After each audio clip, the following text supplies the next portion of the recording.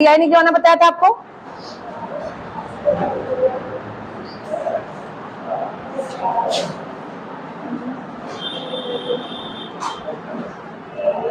Okay, energy भी बताया था मैंने, वेलोसिटी बताया था मैंने ना। किसी भी ऑर्बिट में अगर इलेक्ट्रॉन क्या कर रहा है, मूव कर रहा, आ जाइए, तो वेलोसिटी, वेग बताया था ना हमने।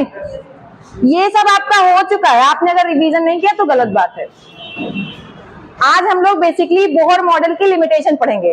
आपको भी पता है, चाहे मैं हूं चाहे आप, कमियां सबके अंदर होती है ना, 100% होती है। अगर आप पॉजिटिव चाहे जितना भी हो, अगर पॉजिटिविटी है तो साथ में नेगेटिविटी ऑलवेज, बिकॉज प्रोटॉन के साथ साथ इलेक्ट्रॉन हमेशा एग्जिस्ट करता है, तभी एटम बनता है।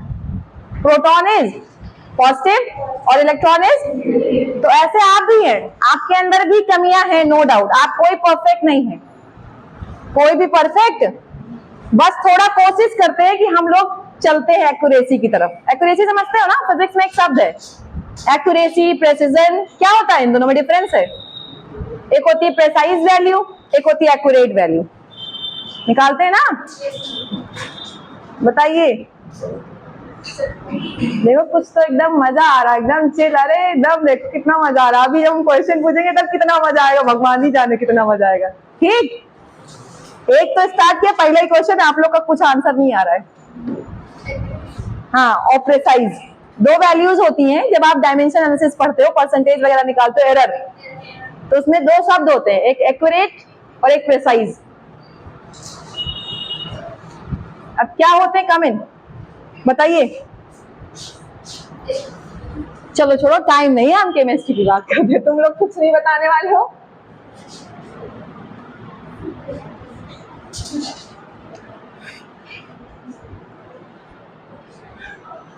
ठीक, हम लोग आज बेसिकली बात करेंगे बोहर मॉडल की लिमिटेशन। तो मैंने आपको बताया था बोहर मॉडल सब कुछ के लिए एक्सेप्टेबल था। एनर्जी निकाली थी, वेलोसिटी निकाली थी, किसी भी एटम का क्या निकाला था हमने, रेडियस निकाला था। और मैंने कहा था हर एक शेल का रेडियस क्या होगा, अलग अलग होगा। याद आया? इन्होंने क्या कहा था, इलेक्ट्रॉन्स हमेशा फिक्स्ड ऑर्बिट में क्या करते हैं, मूव करते हैं, जिनकी एनर्जी फिक्स रहेगी। अगर किसी इलेक्ट्रॉन को उस एनर्जी शेल में जाना है तो अपने आप को इतना एलिजिबल बनाए कि उसके बराबर वो एनर्जी गेन करे। जैसे मैंने आपको बताया था, अगर कोई न्यूक्लियस है, ये न्यूक्लियस है, पहली ऑर्बिट या शेल दूसरी शेल, राइट। मैंने आपको बताया था इनका क्राइटेरिया ये था कि इसकी एनर्जी अगर 5 जूल है तो ये फिक्स है, 5 जूल क्या है, फिक्स है। अगर इसकी एनर्जी क्या है 10 जूल, तो ये भी क्या है, फिक्स है। अगर किसी इलेक्ट्रॉन को आना है, किसको आना है, इलेक्ट्रॉन को, इसमें आने के लिए उसको 100% इंश्योर करना पड़ेगा कि उसके पास कितनी एनर्जी हो, 5 जूल। अगर किसी के पास मान लो 10 जूल एनर्जी है, कितनी है, किसी इलेक्ट्रॉन के पास कितनी एनर्जी है, 10 जूल एनर्जी है, तो उसको कहाँ आना पड़ेगा, सेकेंड ऑर्बिट में। हाँ, बात करें अगर कोई इलेक्ट्रॉन हमें चला 15 जूल वाला, अब देखो ये 15 जूल एनर्जी वाला इलेक्ट्रॉन कहाँ एग्जिस्ट करेगा। तो किसी के दिमाग में ये तो नहीं आ रहा है कि मैम थोड़ा और बना दीजिए, 10 के बाद 5, ऐसा सोच रहे हैं। अगर यहाँ पे मान लो 20 जूल हो, तो जैसे मैंने कहा इस ऑर्बिट की एनर्जी फिक्स है, दैट इज 20 जूल, तो ये कहाँ है, 15 जूल वाला इलेक्ट्रॉन कहाँ आएगा, एटम और बोहर के अकॉर्डिंग ये इलेक्ट्रॉन इसके अंदर एग्जिस्ट नहीं करेगा, क्योंकि उन्होंने क्या कहा था, इलेक्ट्रॉन हमेशा ऑर्बिट में ही रिवॉल्व करेंगे, राइट। जैसे आपकी क्राइटेरिया, मैंने आपसे कहा या तो आप 10 नंबर लाइए या तो आप 20 नंबर लाइए। 20 नंबर हम आपकी एक अलग क्लास बनाएंगे, 10 नंबर वालों की एक अलग। तो ये जो बीच में 15 लाए हैं, उनको हम ना 10 में बिठाएंगे और ना 20 में। बात समझ में आ रही है? ये बात बोहर के अकॉर्डिंग एकदम फिक्स थी, ठीक। बस इनकी कमियां क्या आई, हमें आज कमियां पढ़नी है, ठीक है। मैंने फॉर्मूले बताए थे, इवन नीट के जितने भी क्वेश्चन आते हैं मैंने एक एक आपको कहा था करिएगा जाकर के, फॉर्मूले लिखाए थे मैंने पिछले टाइम, किसी को याद है? पहला फॉर्मूला ये था रेडियस के लिए, r n is equal to क्या था, एन स्क्वायर अपॉन, बोलते रहो, कॉपी खोल के बोलिए, आप बोलेंगे आपके दिमाग में आएगा, हम बता चुके, बताइए, एन स्क्वायर अपॉन, आप बोलिए, तेज बोलिए भाई, बोलिए क्या था, हाँ फिर क्या था ये, एक बोले कोई, आप बोलिए, स्टैंड अप। क्यों भाई, तो पढ़ा क्यों नहीं? ये तो बहुत सही है कि मतलब हम तो भूल गए कॉपी भी और पढ़ा भी नहीं, कुछ याद भी नहीं है। हाँ बताइए आप। कितना? 0.53 एंगस्ट्रॉम, यही तो वैल्यू बताई थी मैंने। अब मैंने कहा था यहाँ पे n क्या है आपका? क्वांटम नंबर, जिसका डिस्कशन आज हम करेंगे। और n आपका शेल था। क्या था? शेल। मैंने कहा था पहले के लिए n की वैल्यू, k शेल के लिए n की वैल्यू 1, l के लिए 2, m के लिए 3। याद आ रहा है? k l m n, यही n है। n क्या है? पहले के लिए 1, दूसरे के लिए 2, तीसरे के लिए 3, और यही आपका अभी क्वांटम नंबर भी आ रहा है। ठीक, बैठ जाइए। अगला कोई बताए, वेलोसिटी का बताइए क्या था? z upon n into 2.18 minus, मैंने कहा था हटा दीजिएगा, 16 कितना एंगस्ट्रॉम, हटा दीजिएगा ना। अगला क्या? हाँ सॉरी 6 हो जाएगा, सॉरी। नेक्स्ट बोलिए आप। अगला और क्या क्या बताया था हमने? और क्या बताया था? एनर्जी क्या बताया था? -13.6 into z square upon n square, वो भी किसमें? इलेक्ट्रॉन वोल्ट में। किसमें था? इलेक्ट्रॉन। अगली बात मैंने बताई थी कि अगर इसको हमें कन्वर्ट करना है किसमें? जूल में। याद आ रहा है? तो इस एनर्जी को हम किससे मल्टीप्लाई कर देंगे? इलेक्ट्रॉन के चार्ज से। इलेक्ट्रॉन से क्या कर देंगे इसको? मल्टीप्लाई। इलेक्ट्रॉन पे चार्ज कितना था? 1.6 इंटू 10⁻⁻19 कूलम। यही तो बता के गए थे। वो आंसर आपका किसमें आ जाएगा? जूल में। ठीक। जेड है आपका एटॉमिक नंबर। जेड क्या है? Atomic number. एन है आपका क्या? Shell number. अभी आप इतना जानिए। ठीक। इन तीनों से आप उठा के देख लीजिए, कहीं ना कहीं अगर न्यूमेरिकल बनता है तो इन तीनों पोर्शन में से एक न्यूमेरिकल कंफर्म। ठीक, एटॉमिक स्ट्रक्चर में बनेगा ही बनेगा। ठीक। इवन मैंने और बताया था, काइनेटिक एनर्जी, पोटेंशियल एनर्जी भी बताया था, बट आप अभी टोटल याद रखिए, आपका काम हो जाएगा। वो फिजिक्स में भी डिराइव कराया जाएगा एक बार आपको। ठीक। अब बात करते हैं लिमिटेशन की। किसकी बात करेंगे हम लोग? लिमिटेशन की। तो देखिए इन्होंने क्या कह दिया, इलेक्ट्रॉन रिवॉल्व कर रहा है। ठीक। और आपको लास्ट में मैंने पढ़ाया था लाइंस मिलती हैं, स्पेक्ट्रम। याद आ रहा है? उन स्पेक्ट्रल लाइंस को जब देखा गया, पहले इन्होंने कहा हाइड्रोजन के लिए जब स्टडी की गई तो देखा इन्होंने सिंगल सिंगल लाइन मिल रही है। स्क्रीन पे कैसी लाइन मिल रही है? Single line. लेकिन जब उसको जूम किया गया, ठीक, अभी आप ये नहीं पढ़ोगे, इस ये जो चैप्टर, ये टॉपिक होता है, ये पूरी ब्रांच है केमिस्ट्री को, इसको बोलते हैं स्पेक्ट्रोस्कोपी। क्या बोलते हैं?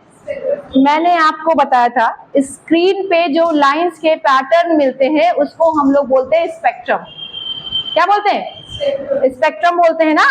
अब वो स्पेक्ट्रम हमें दिखे चाहे ना दिखे, जो हमें दिखता है वो विजिबल रेंज में आता है।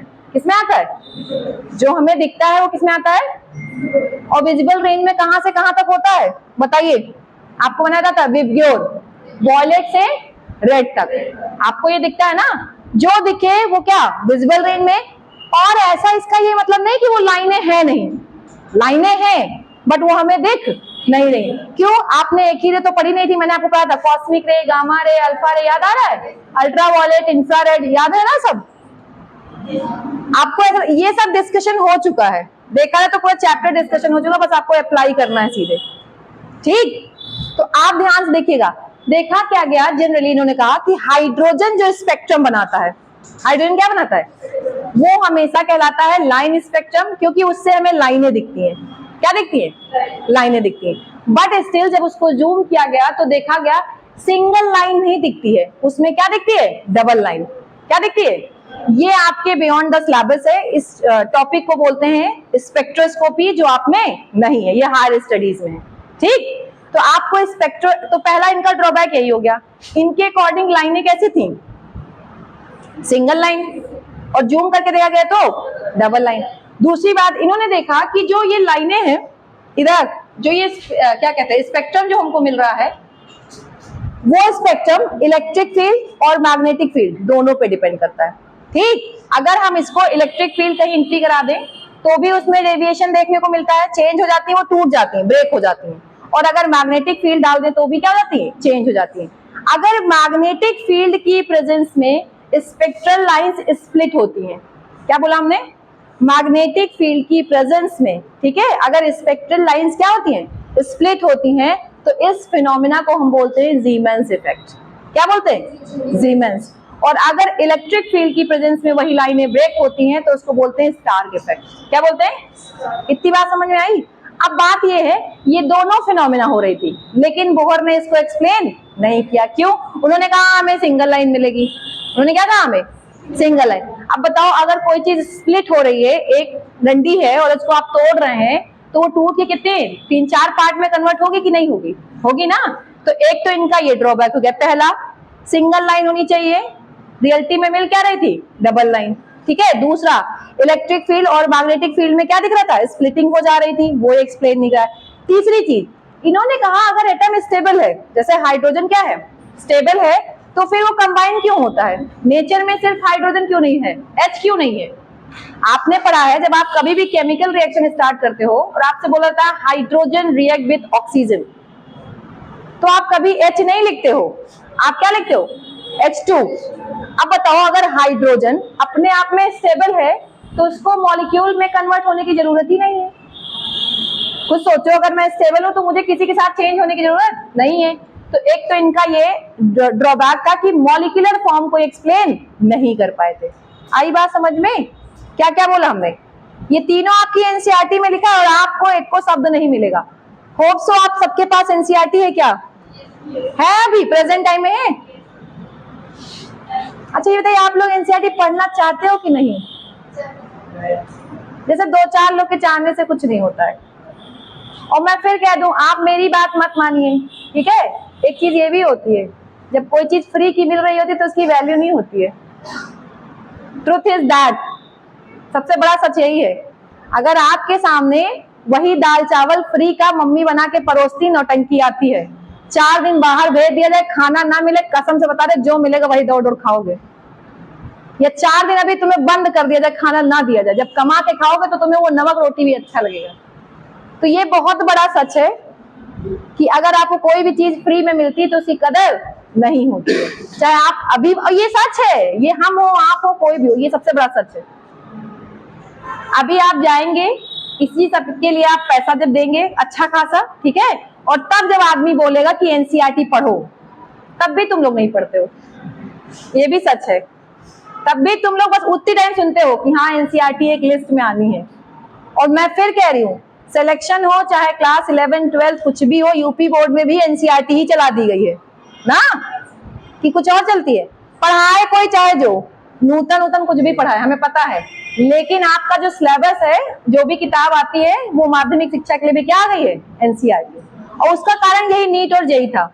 आपको पता है कि बच्चों ने स्ट्राइक कर दिया था कि पेपर एनसीईआरटी से नीट में आता है, यूपी बोर्ड वाले मार्क खा जाते हैं बेचारे, सेलेक्ट नहीं हो पाते हैं। तो इसी को देखते हुए आईसीएसई में भी इसी बार एनसीईआरटी लॉन्च कर दिया क्लास 11 से, और आपका तो 3 साल से चल रहा है, और सीबीएसई तो हमेशा से एनसीईआरटी फॉलो करती है। और वो एनसीईआरटी पढ़ना इतना आसान भी नहीं होता है, जैसे हम बोलते हैं वो बात ठीक ठाक समझ में आती है, लेकिन जब आप एनसीईआरटी पढ़ने बैठेंगे आपका दिमाग घूम जाएगा। 4 लाइन के बाद ऐसा मन करता बंद करके रख दो। ये तुम्हारे साथ, तुम नए नहीं हो, सबके साथ यही होता है। जैसे कोई नया आदमी हो, ये हम सुन चुके हैं, हजारों लोग की बात ये रोज सुनते हैं कि वो 4 लाइन के बाद बोरिंग लगती है। हाँ सही बात है, किताब में है ही क्या, ना सुंदर है, ना कलर है, ना कुछ है, कुछ भी नहीं, बस पढ़ो लाइन से बैठ के। आप अगर बुक है तो एनसीईआरटी बुक ओपन करिए, क्योंकि टाइम नहीं है और इसको मुझे खत्म करना है। एनसीईआरटी बुक ओपन करिए जिसके पास है घर पे, चलो कोई बात नहीं, अभी 2 एनसीईआरटी है एक सीट पे, एक सीट पे एक भी एनसीईआरटी नहीं है। वेरी गुड, तो हमें भी घर पे रहना चाहिए, फिर हम ऑनलाइन में क्लास करते हैं घर पे। सही है, तुम लोग का कुछ भी करते रहते हो। लिखिए, पॉइंट लिखिए, लिमिटेशन ऑफ बोहर मॉडल।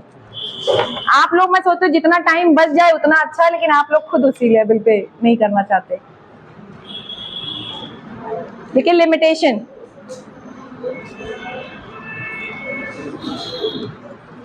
सबसे पहली लिमिटेशन इधर सुनिए, बोहर का मॉडल हाइड्रोजन लाइक स्पीसीज के लिए था।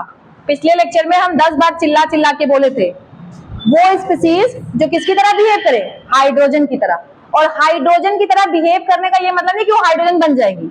हाइड्रोजन की तरह बिहेव करने का मतलब है उनके पास, जैसे हाइड्रोजन के पास एक इलेक्ट्रॉन होता है, वैसे ही उन स्पीसीज के पास भी क्या होना चाहिए, एक इलेक्ट्रॉन होना चाहिए। क्या होना चाहिए? जैसे मैंने आपको बताया था, थोड़ा सा मैं रिमाइंड करा दे रही हूँ, हीलियम प्लस। ठीक, जब आप हीलियम पढ़ते हो, ये क्या था, बहुत सही, इधर देखो, हीलियम 2 इलेक्ट्रॉन होते हैं हीलियम में, आपने पढ़ा है ना। और हीलियम प्लस में कितना होगा? प्लस का मतलब मैंने बताया था, एक इलेक्ट्रॉन बाहर चला गया तो कितना हो गया, एक इलेक्ट्रॉन। अब बताइए हाइड्रोजन के पास कितना इलेक्ट्रॉन होता है, एक ही तो होता है। तो आप जब देखेंगे जितने लोगों के पास एक इलेक्ट्रॉन है उनके लिए बोहर मॉडल एक्सेप्टेबल है, बोहर मॉडल एक्सेप्टेबल है। तो ये बताओ, और जिनके पास 2 इलेक्ट्रॉन है या 3 इलेक्ट्रॉन है उनका क्या होगा? एटम तो सब पढ़ने ना हमको, ठीक है, एटम तो सारे पढ़ने हैं हमको। तो ध्यान रखिएगा, बोहर का model only hydrogen like species के लिए अप्लाई होता है, इसीलिए ये इसका ड्रॉबैक है, क्योंकि इसको बोलते हैं सिंगल इलेक्ट्रॉन सिस्टम। क्या बोलते हैं? शब्द है बस, एक ही इलेक्ट्रॉन सिस्टम। लेकिन अगर कहीं पे मल्टी इलेक्ट्रॉन सिस्टम आ गया तो भी तो हमें एटम बनाना पड़ेगा ना, स्ट्रक्चर बनाना पड़ेगा, उसकी स्टेबिलिटी तो देखनी पड़ेगी ना। क्यों भाई, नियॉन के पास 10 इलेक्ट्रॉन है तो क्या हम उसको एटम नहीं मानेंगे? मानेंगे ना, उसका मॉडल होगा कि नहीं होगा। तो ये पहला ड्रॉबैक इनका, लिखिए फटाक से, वैलिड फॉर, खाली इतना डालिए, बोहर लिमिटेशन, बोहर मॉडल की लिमिटेशन, बस ज्यादा नहीं लिखेंगे, शब्द लिखेंगे। पहला लिखिए, valid for single electron system, valid for single electron system. Example में लिख लीजिए ब्रैकेट में, hydrogen, helium plus, lithium plus plus. ये क्वेश्चन हजारों बार पूछा जा चुका है, लिथियम प्लस प्लस। ठीक, इन सब में एक ही इलेक्ट्रॉन है। Okay, clear? दूसरा पॉइंट लिखिए,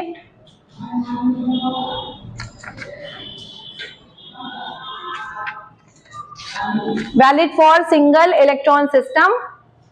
ठीक है, नेक्स्ट लिखिए, does not explain multi electron system. ये जो शब्द हैं यही शब्द क्वेश्चन के होते हैं। Does not explain multi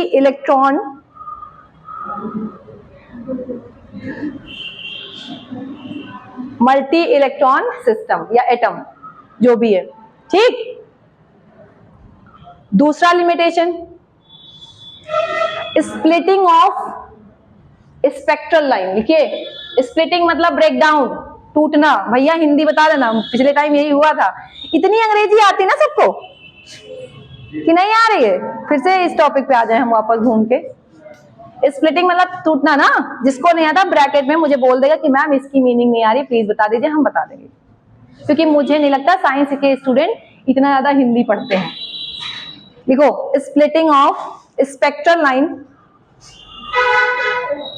splitting of spectral line due to presence of magnetic field, due to presence of magnetic field, presence of magnetic field। आगे एरो बना के लिखिए, जीमैन्स इफेक्ट। इसी को क्या बोलते हैं हम लोग? जीमैन्स इफेक्ट। ये भी क्वेश्चन नीट में पूछा गया है, व्हाट इज जीमैन्स इफेक्ट। सीधा सीधा रहता है, जीमैन्स इफेक्ट क्या होता है? अगर कहीं पे मैग्नेटिक फील्ड की प्रेजेंस में स्पेक्ट्रल लाइन क्या होंगी, ब्रेक होंगी, तो उस इफेक्ट को हम क्या बोलेंगे? जीमैन्स इफेक्ट। ओके, और मैंने अभी आपको बताया था, जब स्पेक्ट्रल लाइन देखते हैं आप तो सिंगल सिंगल सिस्टम पढ़ते हैं। क्या पढ़ते हैं आप लोग? सिंगल। लेकिन ये ब्रेक होने के कारण क्या हो गई? टूट गई ना, तो ये भी तो लिमिटेशन हुई। बोहर के अकॉर्डिंग सिंगल, लेकिन अगर ये ब्रेक हो गई तो क्या हो गई? मल्टी लाइंस तो हुई। तो ध्यान रखिएगा, ये भी इनका ड्रॉबैक था। दूसरा, splitting of spectral lines. Next point, splitting of spectral line, splitting of spectral line due to presence of electric field, due to presence of electric field, due to presence of electric field, okay, क्या कहलाएगा ये? Stark effect. अभी बताया था मैंने, क्या कहलाएगा? Stark effect. ठीक, ये भी एक्सप्लेन नहीं था। नेक्स्ट क्या बताया हमने, और क्या बताया?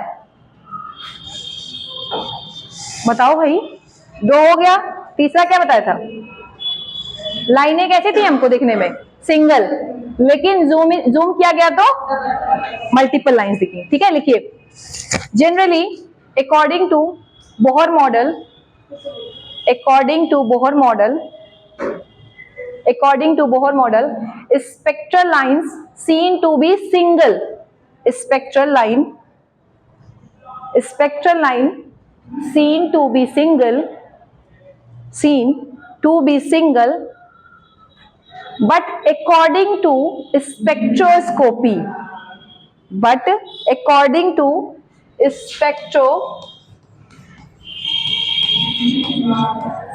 स्पेक्ट्रोस्कोपी, ये आपकी हायर क्लासेस में है। कहाँ है? आपको कुछ नहीं पढ़ना, बस इतना ध्यान रखना है। According to spectroscopy, these lines are in the form of doublet. These lines are in the form of doublet. These lines are in the form of doublet. Bracket में लिख लीजिएगा डबल लाइन। जहां डबलेट लिखा है, doublet की spelling आती है सबको? ये डबलेट, और ब्रैकेट में लिख लीजिएगा डबल लाइन। कैसी लाइन है? डबल लाइन देखने में। ठीक, अगला नेक्स्ट पॉइंट लिखिए, डज नॉट एक्सप्लेन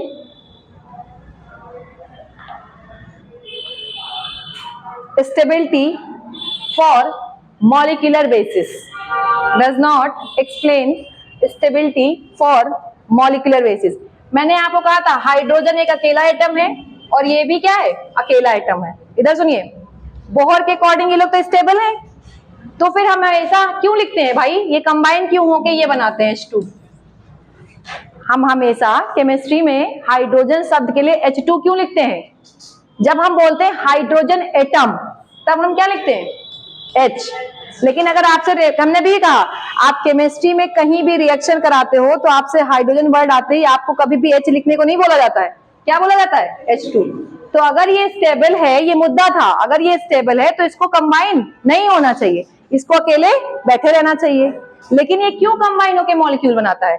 तो मॉलिक्यूलर बेसिस पे इनका एक्सप्लेनेशन सही नहीं था। ठीक, अब इस बात से जो भी ये चीजें थी, ये इनकी बातों को प्रूव किया डुअल नेचर ने। किसने प्रूव किया? Dual nature. यहां से कहानी जनरेट हुई डुअल नेचर की। अब ये डुअल नेचर क्या होता है? डुअल नेचर मैंने आपको बताया था, जनरली ऐसे सब्सटेंस या कोई भी सब्सटेंस है, उसके अंदर दोनों प्रॉपर्टी होती है। एक कौन सी? पार्टिकल, बता रखा है मैंने, और एक वेव ना। अगर अब अभी देखो, यहां बैठे हो, एग्जाम्पल देखो, तुम्हारे मास है लेकिन पंखा नहीं चल रहा है, आपको गर्मी लगने लगी। Reason is radiation. आपका वेव नेचर, कौन सा नेचर? भाई आपकी एनर्जी क्या है? लॉस्ट हो रही है सिस्टम में। यहाँ पे अभी देखो एक चीज और, तुम शोर मचाओ और गर्मी आएगी, क्योंकि आपने पढ़ रखा है sound is the form of energy. अभी हम ही बोल रहे हैं, जरा चारों सब लोग एक साथ बोल के देखो आधे घंटे, बहुत तेज, यहाँ ज्यादा गर्मी हो जाएगी।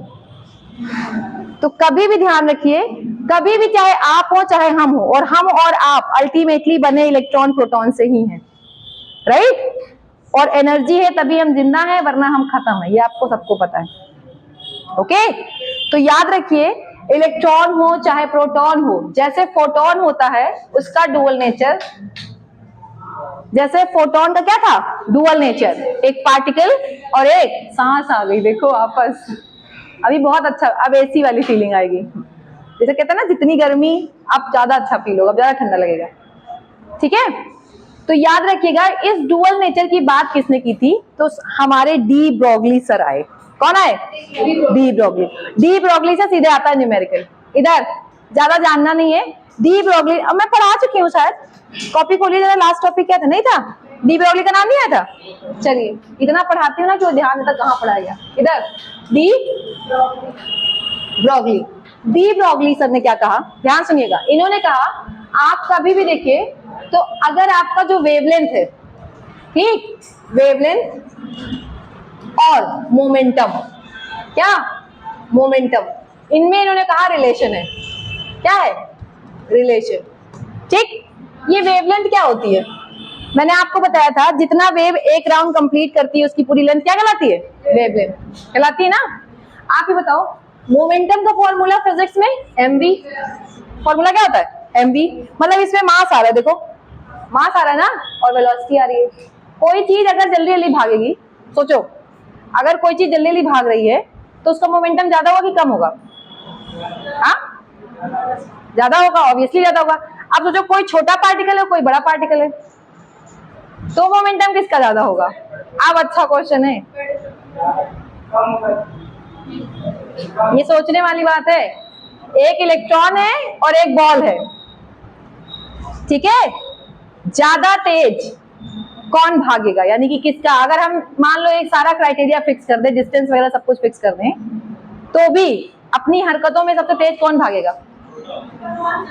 पतला वाला, सीधी सी बात है, इलेक्ट्रॉन, मतलब जो हल्का है, राइट। बट स्टिल आप तब तक बदलेंगे नहीं जब तक यहाँ कुछ कंडीशन न दे, क्योंकि यहाँ मास भी आ रहा है, क्या आ रहा है? तो इन्होंने कहा अगर कोई चीज हैवी है तो उसका मोमेंटम ज्यादा होगा, मास है ना फॉर्मूले में, अगर कोई चीज हैवी है तो उसका मोमेंटम क्या होगा? ज्यादा, मास जितना ज्यादा उतना मोमेंटम, सही। आप क्राइटेरिया देखिएगा, क्वेश्चन ऐसे बनता है, अगर हम मास को कांस्टेंट रख दें, क्या कर दें? मास को कांस्टेंट रख दें, मान लो बराबर हो गए दोनों लोग, और अब चेंज करें स्पीड को, तो वेवलेंथ पे क्या फर्क पड़ेगा? या वेवलेंथ को चेंज करें तो वेलोसिटी पे क्या फर्क पड़ेगा? मेरी बात समझ रहे हो ना? तो आप पहले, आपका क्वेश्चन जानते हो क्यों गलत होता है? आप पढ़ते हो, आपको सब समझ आता है, आपका क्वेश्चन गलत होता है आपकी लापरवाही की वजह से। वो चुपके से एक शब्द ऐसा डाला होता है और आप नेगेटिव करके आ जाते हो खुशी खुशी, क्योंकि आपको उस समय लगता है ये तो पढ़ा हुआ है, ये तो मैं, उसमें जो शब्द है ना, कि जैसे आप देखिए मास को कांस्टेंट किया, कि वेलोसिटी को किया, कि एनर्जी को किया, क्योंकि आपने अभी पढ़ा नहीं है क्या कहते हैं, मोमेंटम का काइनेटिक एनर्जी से भी क्या होता है? रिलेशन होता है। पढ़ा है ना सब लोगों ने फिजिक्स में? जरा लिख दीजिए तो अपनी अपनी कॉपी पे, मोमेंटम और काइनेटिक एनर्जी का रिलेशन लिखिए, जरा लिखिए, हम बता रहे हैं, जल्दी बताइए। मोमेंटम और काइनेटिक एनर्जी का रिलेशन, अब यहां आएगा तो हम या तो बताएं, हम जान जाए अगर आप लोग को आता है तो। Can I check? काहे भाई? अभी तो बड़ा मजा आ रहा था, पीछे बड़ा मजा आ रहा था, पहली क्लास थी क्या इधर? हाँ, तभी मजा आ रहा था। अभी तो दुख पता नहीं कितने लेवल का दुख जाएगा, बताओ, डेराइव करो हो जाएगा। मोमेंटम एंड काइनेटिक एनर्जी, अरे इतना डर, काइनेटिक एनर्जी रिलेशन बताइए, आप बताइए, आप बताओ। हमने कहा ना आप लोगों से, जब मैं पहले ही मिली थी तो मैंने कहा था आपने कितने बार नीट दिया है। आप ये क्यों सोचने लगते हो कि आप हर साल नया पढ़ोगे, फ्रेश हो जाओगे? आपको तो बहुत आना चाहिए पहले से। किसी एक का आया? हाँ बताओ।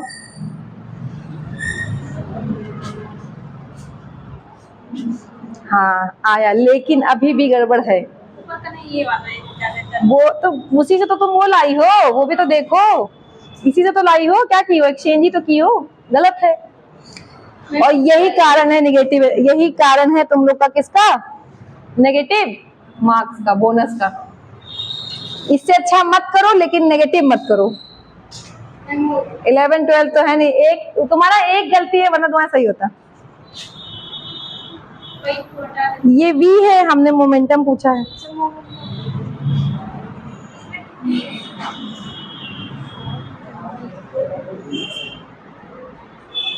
बताइए भाई, चलो छोड़ दो, अभी 2 मिनट रुक जाओ, इधर आ जाओ। डी ब्रोगली सर ने देखा, ध्यान सुनिएगा, इन्होंने वेवलेंथ और किसकी बात की? मोमेंटम की। एक रिलेशन देखा तो उन्होंने कहा दोनों एक दूसरे के क्या है? इनवर्स हैं। क्या है? ऑब्वियसली मास के बेसिस पे। किसके बेसिस पे? मास। अगर कोई चीज हैवी है तो वो थोड़ा धीरे धीरे डिस्टेंस कवर करेगी, और अगर कोई चीज क्या है? लाइट वेट की है तो क्या करेगी? जल्दी जल्दी। उसका मोमेंटम अपने आप ही क्या हो जाएगा? मतलब थोड़ा जल्दी डिस्टेंस कवर करेगी ना। तो रिलेशन ये आया कि wavelength is inversely proportional to the momentum. Wavelength is inversely proportional to the momentum. आपको पता, जब आप ये साइन हटाते हो तो एक कांस्टेंट वैल्यू लगती है। क्या लगती है?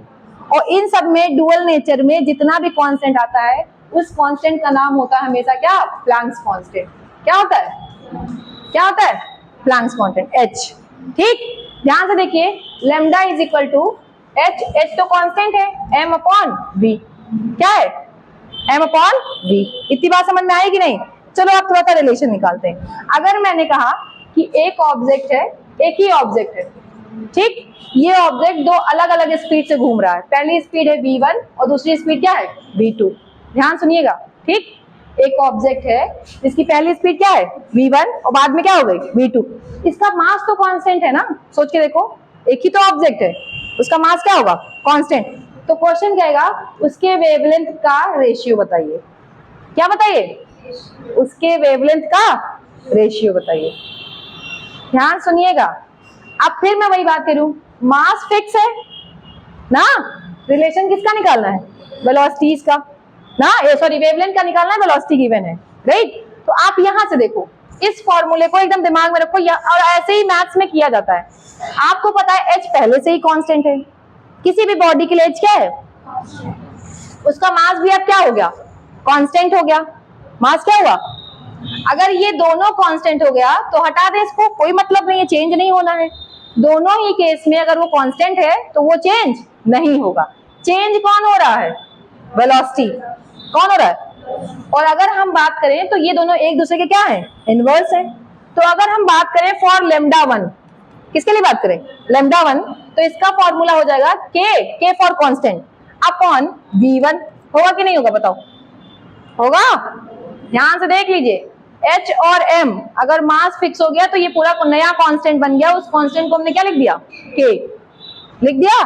सिमिलरली दूसरी स्पीड के लिए लैम्डा 2, दैट इज कांस्टेंट तो सेम रहेगा अपॉन v2।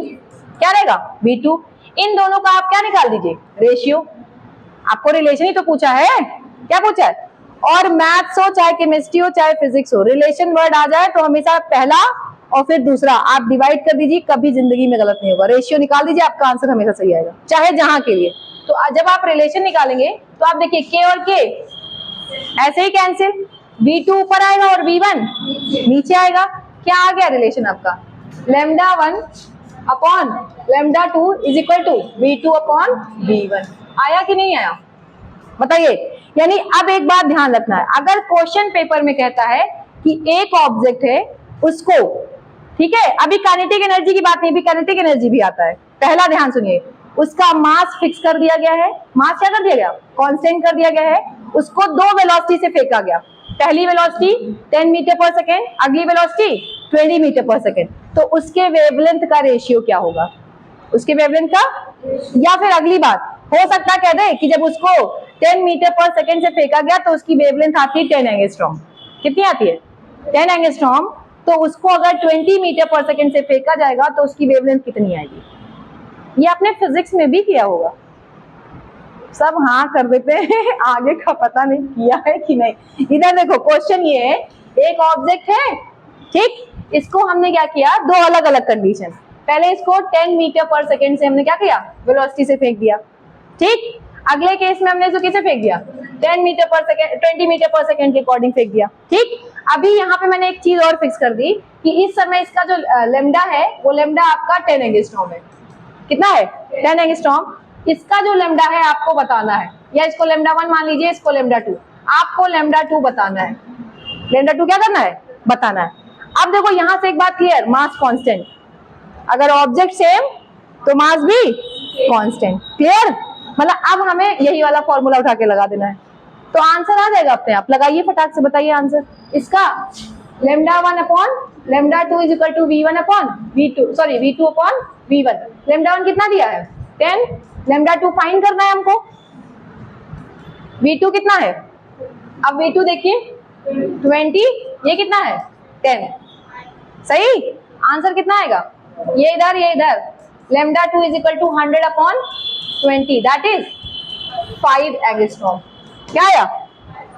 अब जरा दिमाग लगाइए, यहां से देख लीजिए, आप इस केस को देखिए और अब इस केस को देखिए, ठीक, जिस रेशियो में वेलोसिटी बढ़ रही है उसी रेशियो में वेवलेंथ घट रहा है, ये स्टेटमेंट होता है। अब देखो ये क्वेश्चन स्टेटमेंट के फॉर्म में कैसे बनेगा, जिस रेशियो में आपकी वेलोसिटीज क्या हो रही हैं, बढ़ रही हैं, उसी रेशियो में डी ब्रोगली के अकॉर्डिंग अगर मास फिक्स है तो उसका वेवलेंथ क्या होगा, घट जाएगा। और सही बात है, जरा ध्यान से देखिए, ये इसके 2 गुना हुआ ना, 2 टाइम्स बढ़ा, तो ये देखिए क्या हुआ, इसके 2 टाइम्स घट गया। ये एजुकेशन होता है, ये पढ़ाई होती है, इस तरह पढ़ाई की जाती है कि आपको जरूरी नहीं कि वो लिखा हो सब, आप थोड़ा सा एनालिटिकल ब्रेन यूज करिए, अपना कंटेंट खुद बनाइए। पता नहीं भगवान ही जाने क्या कंटेंट बन रहा है। लगाओ इसको जरा फटाक से लगा लो, एग्जाम्पल डाल के लगाओ, क्वेश्चन लिखो जल्दी। एनसीईआरटी पढ़ रहे हो सही कि झूठ? नहीं पढ़ रहे हो? काहे भैया, ले आओ आप लोग, नेक्स्ट टर्न से एनसीईआरटी प्लीज ले आइएगा, कल ही है नेक्स्ट टर्न, अभी भूल गई थी, हर दिन एक दिन लेक्चर बचा था। कल आपका जो भी चैप्टर जो भी टॉपिक होगा अभी बता दिया जाएगा, और आप एनसीईआरटी जरूर लेके आइए, सुनिए, क्योंकि बेटा थोड़ा सा देखो टाइम भी कम है और आप लोग पढ़ चुके हो ऑलरेडी, आपको सिर्फ सिलेक्शन लेना चाहिए, मुझे लगता है सिलेक्शन की तरफ बढ़ना चाहिए। कह दो मैम आप जान रही हैं हम लोग कितना सिलेक्ट होने कितना नहीं, चलिए जल्दी करिए, ये लो क्वेश्चन करिए।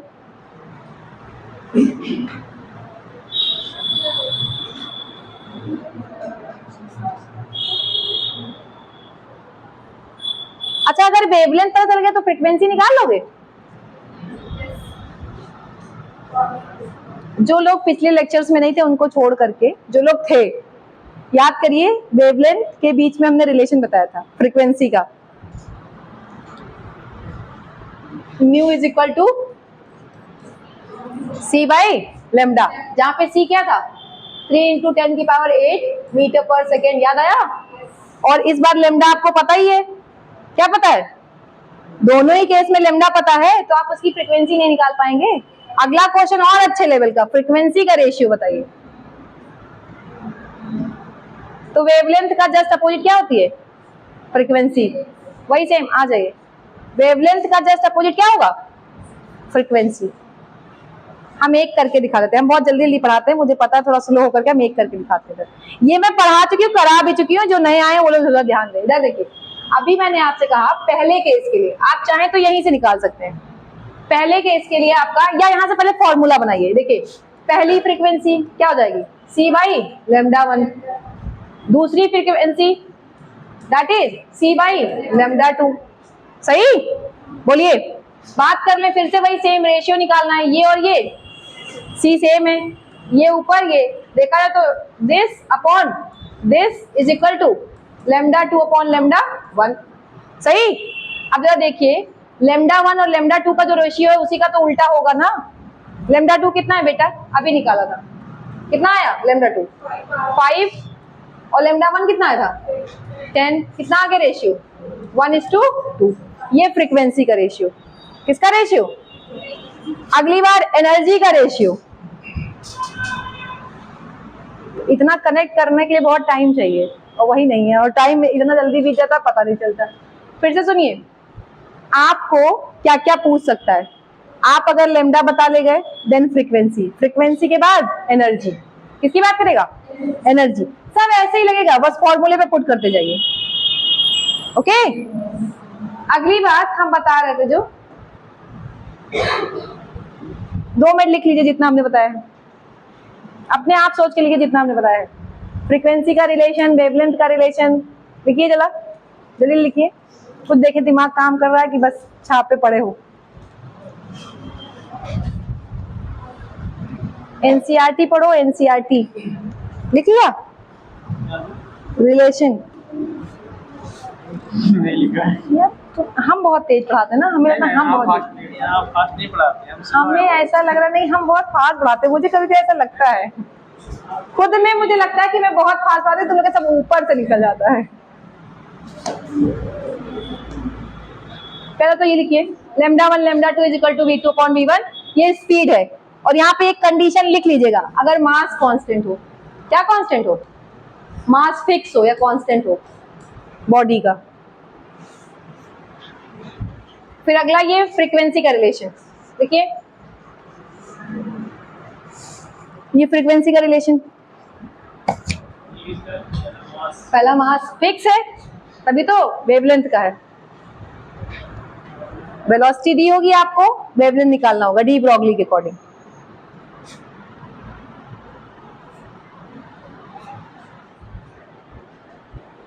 दूसरा, जब आप वेवलेंथ फाइंड कर लेंगे तो फ्रीक्वेंसी निकालना होगा।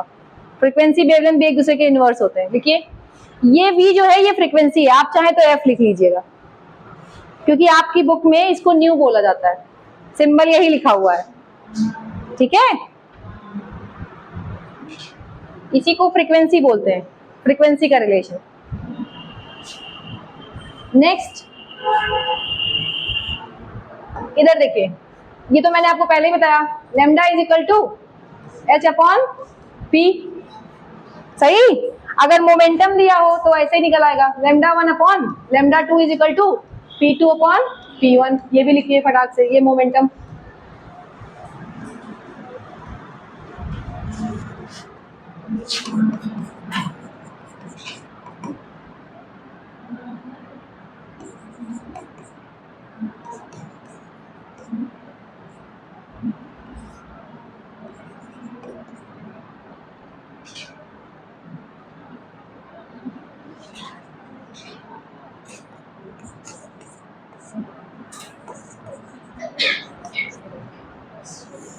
जल्दी करिए।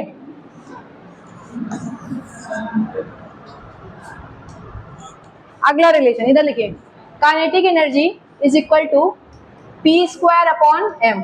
फटाक से लिखिए, ये है आपका काइनेटिक एनर्जी और मोमेंटम के बीच में रिलेशन। किसके बीच में? This is kinetic energy and this is momentum. Kinetic energy और मोमेंटम। तो यहां से एक बात और दिख रहा है, this square is equal to क्या हो जाएगा, के ई एम इंटू मास, सही। तो P is equal to under root K E into M, सही। बस मोमेंटम मिलेगा, अगली बार ये उठा के रखेंगे। तो यहां से देखिए λ1 अपॉन λ2 इज इक्वल टू क्या हो जाएगा, दूसरा मोमेंटम, पहले ये लिखिए, kinetic energy of second into mass upon kinetic energy of first into mass. यहां ये देखिए ध्यान से, इधर ये मोमेंटम है, सही। मोमेंटम है ना, अगर मोमेंटम है तो काइनेटिक एनर्जी और मोमेंटम के बीच में रिलेशन है। अगर ये फर्स्ट वाला मोमेंटम तो काइनेटिक एनर्जी फर्स्ट केस की। अभी काइनेटिक एनर्जी भी दी जाएगी आपको, क्या दी जाएगी, दो केस काइनेटिक एनर्जी का दिया जाएगा। पहले केस में काइनेटिक एनर्जी को मान लेते हैं ke1, अगले केस में ke2 दे दिया। मास तो मान लेते हैं इलेक्ट्रॉन ही है, वो बोलेगा इलेक्ट्रॉन है तो मास तो सेम रहेगा, इसलिए हमने मास चेंज नहीं किया। आपको पता है अगर काइनेटिक एनर्जी बदलेगी तो मोमेंटम ये p1 और ये p2, यही तो होगा। बोलिए, इसको उठा के हमने यहाँ पुट किया है बस। देखिए p2 की वैल्यू क्या थी, ke2 इंटू एम, और p1 की वैल्यू क्या थी, ke इंटू एम। ध्यान सुनिएगा, ये होगी आपकी सेकेंड काइनेटिक एनर्जी और ये क्या होगी आपकी फर्स्ट काइनेटिक एनर्जी। ठीक, हम देते हैं क्वेश्चन, करके दिखा दीजिए। लिखिए फटाक से क्वेश्चन लिखिए, आपकी बुक की।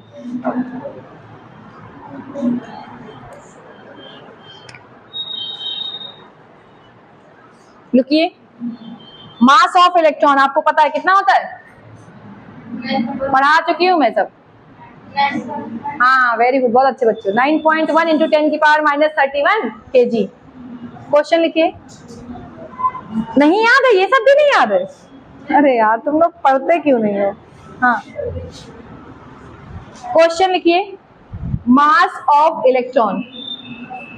आगे लिखिए 9.1 इंटू 10 की पावर माइनस 31 kg, 9.1 इंटू 10 की पावर माइनस 31 kg, ओके। ये मास दिया है आपको। अगला इन्होंने कहा है and its kinetic energy is, लिखिए, and its kinetic energy is 3 into 10 की पावर माइनस 25 जूल, 3 इंटू 10 की power minus 25 joule, 25 joule. Calculate wavelength, calculate wavelength, क्या कैलकुलेट करना है? वेवलेंथ। तो सबसे पहले हम एक, देखो इधर दो तरीका है, आपको जो अच्छा लगे, 3-4 तरीके से आप कर सकते हो। पहला ध्यान से देखो, आपसे वेवलेंथ पूछा है, क्या पूछा है? ये भी छोड़ दीजिए, यहां देख लीजिए, इस फॉर्मूले को पकड़िए, सबसे आसान है, ठीक। H तो आपको पता ही चल जाता है, H की वैल्यू आपको पता है। यहां से मैंने आपको रिलेशन बता दिया, तो इसका फॉर्मूला हो जाएगा lambda is equal to H upon under root K for kinetic energy, okay, into M। यही तो है, बोलिए, यही तो पूछा है। पढ़िए क्वेश्चन, लैम्डा पूछा है आपसे, H की वैल्यू 6.6 इंटू 10 की पावर माइनस 34। परेशान मत होइए, H की वैल्यू नीट और जेई वाले अच्छे होते हैं, दे देते हैं। H की वैल्यू क्या होती है? रटना नहीं है, कांस्टेंट की वैल्यू कभी रटना नहीं होता। 6.6 10 की पावर माइनस 34 दे दिया, अपॉन काइनेटिक एनर्जी कितना दिया है? देखो क्वेश्चन में काइनेटिक एनर्जी दिया है, कितना दिया है? 3 इंटू 10 की पावर माइनस 25 दिया है ना। अगला और क्या दिया साथ में? Mass of electron, that is 9.1 into 10 की पावर माइनस 31, यही तो दिया है। अब असली टैलेंट है इसको क्या करना? कैलकुलेट करना, मैथ्स लगाना।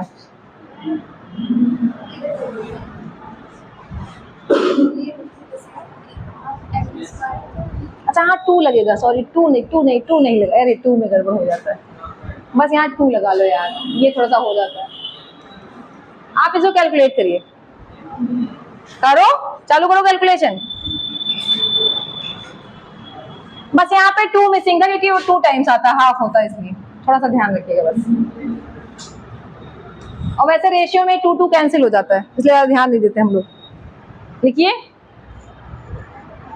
सॉल्व करेंगे कि नहीं? कौन कौन सॉल्व कर लेगा? गलत आंसर आएगा वो भी आपके ऑप्शन में होगा, सही आंसर आएगा वो भी आपके ऑप्शन में होगा, दोनों है, पॉजिटिव और नेगेटिव दोनों मिलेगा नंबर। हाँ बताओ तुम, हम कैसे बता दें आंसर कितना है? एक बार आप आंसर लिख लीजिए, 896 कर लीजिएगा, आपके एनसीईआरटी का क्वेश्चन है। 896.7 नैनोमीटर, 7 नैनोमीटर, और मीटर में लिख लीजिए 8967 इंटू 10 की पावर माइनस 10 मीटर। बहुत गंदा कैलकुलेशन है, देखा कैलकुलेशन? अपने एक दिन किसी मैथ वाले सर को पकड़िए और उनसे पहले ऐसे गंदी गंदी कैलकुलेशन सॉल्व करना सीखिए। फिजिक्स की कैलकुलेशन फिर भी, लेकिन हमें लगता है जहां तक एंट्रेंस एग्जाम में इतना गंदा कैलकुलेशन नहीं देता। ये कैलकुलेशन आपको मिलती है सिर्फ और सिर्फ किसके लिए? क्योंकि अभी आपको एकेडमिक भी तो यही चलता है ना, 11 भी यही पढ़ना है, 12 भी पढ़ना है, फिर तुम्हें नीट में जाना है। तो ये कैलकुलेशन वहां टाइम टेकिंग वाला कैलकुलेशन नहीं होता। हम क्वेश्चन करा देंगे एक दिन सारे ला करके, तो तुम्हें पता चल जाएगा, ठीक। ये इजी, बस फॉर्मूला ध्यान रखिए। नेक्स्ट हेडिंग डालिए, Heisenberg uncertainty principal. Heisenberg uncertainty principal, इनकी भी कुछ लिमिटेशन थी। लिमिटेशन ये थी कि ये कहानी केवल माइक्रो इलेक्ट्रॉनिक सिस्टम पे लगता है। किस पे लगता है? माइक्रो। माइक्रोस्कोपिक का मतलब हो गया इलेक्ट्रॉन, प्रोटॉन एंड हैवी मास नहीं, हम लोग के ऊपर ये क्वेश्चन पूछा गया है ना, ये और ना हाइजेनबर्ग। हैवी ऑब्जेक्ट्स पे अप्लाई नहीं होता क्योंकि उनका मोमेंटम ही नहीं अच्छा होगा। तुमको दौड़ा दे, तुम्हारा मोमेंटम क्या होगा सोचो। एक बॉल को फेंकते हो क्रिकेट खेलते वक्त, उसका मोमेंटम एक बार सोचो और अपना उसी स्पीड में अपने आप को सोच लो। तो थोड़ा मोमेंटम की वजह से, मास की वजह से जो हैवी ऑब्जेक्ट्स होते हैं, मैक्रोस्कोपिक, ये लिमिटेशन पूछा गया है, मैक्रोस्कोपिक पे हाइजेनबर्ग और ये अप्लाई नहीं होता है। अप्लाई किस पे होता है? माइक्रोस्कोपिक। फिर अभी तो यहाँ बच्चे हो थोड़ा सा, फिजिक्स में आपका पोटेंशियल के भी लिए पूछता है। वोल्टेज दे देता है, एक इलेक्ट्रॉन को एक्सेलरेट किया गया 50 वोल्ट से, तो आप उसका वेवलेंथ बताइए। हम बता दे रहे हैं क्योंकि आप सुन लीजिए, आपकी जो 12th क्लास की फिजिक्स है उसमें जो 3 चैप्टर है ना, स्टार्ट करिए। डुअल नेचर, शायद चैप्टर का नाम याद हो 12th वाला, डुअल नेचर, न्यूक्लियस, न्यूक्लियर और एटम। हाँ, ये तीनों तो यही है।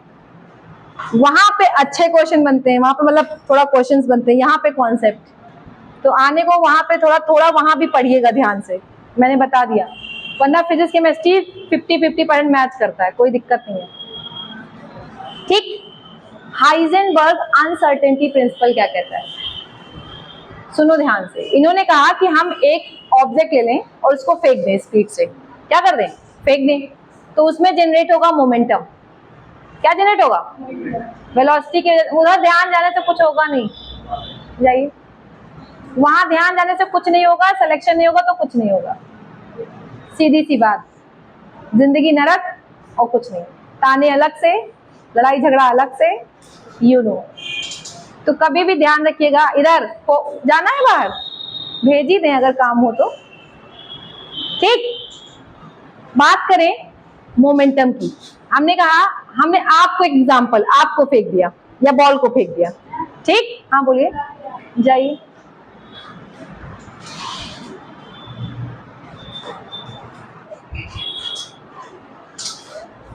जल्दी जाइए, जल्दी। जैसे मैं कह रही हूँ, हमने आपको फेंका तो आप फिर भी आपका मोमेंटम थोड़ा कम होगा। आप क्या करेंगे? चाहे जितना स्पीड में आपको फेंकने की कोशिश करूं, मास की वजह से आपकी थोड़ी सी स्पीड, मोमेंटम क्या हो जाएगा? कम हो जाएगा, मोमेंटम कम होगा। ऐसे ही मैंने इलेक्ट्रॉन को फेंक दिया। किसको फेंका? इलेक्ट्रॉन। इलेक्ट्रॉन आप जब तक सोचोगे नहीं, उतनी तेज वो अपनी पोजीशन बदल चुका होगा। सोचो, उसकी स्पीड, क्योंकि उसका मास कम है, मास क्या है? कम है, तो आप सोच भी नहीं सकते, उतनी ही तेज क्या होगी? उसकी स्पीड चेंज हो जाएगी। क्या हो गया?